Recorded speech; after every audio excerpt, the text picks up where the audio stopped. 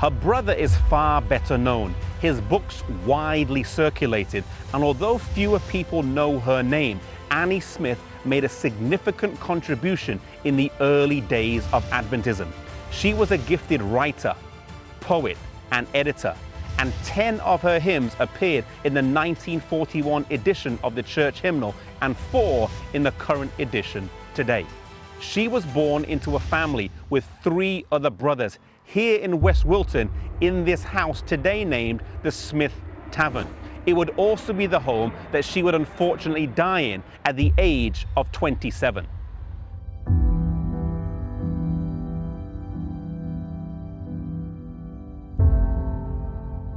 Annie gave her life to Jesus at the tender age of 10 in anticipation of his soon return. Yet when the great disappointment happened, she, along with her brother Uriah, gave up hope in his soon return, and they both went back to their studies.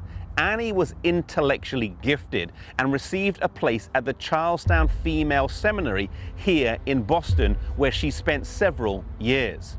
Her mother Rebecca was still a believer, and one day Joseph Bates came to town and mentioned that he would be in her area.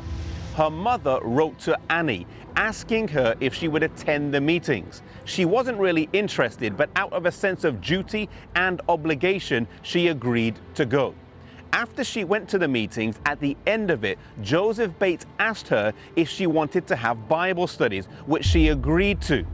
At the end of 3 years' study, she accepted the Advent message again, the Sabbath and all its teachings.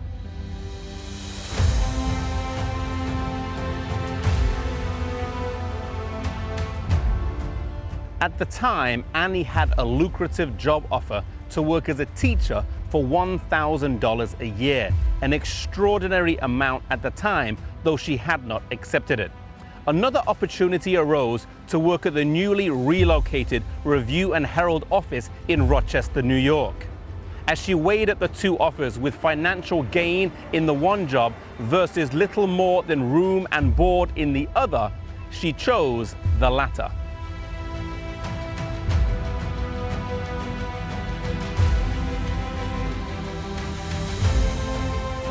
Here in Rochester, she worked diligently and soon proved herself as a capable hand in the office. She worked as a copy editor, but also at times she was the acting editor. With James White away often, she would sometimes fill in for him, remarkable considering her young age, and would ensure that the magazine could now have a regular publishing schedule. Previously, with James White's busy speaking itinerary, the magazine wasn't always so regular and consistent in its distribution, but now with Annie there, things changed for the better.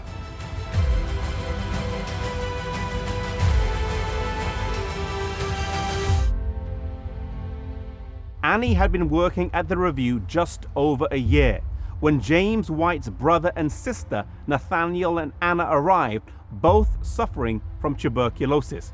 Maybe due to the close proximity that they were living in, Annie contracted the disease and went home to live with her mother in November of 1854.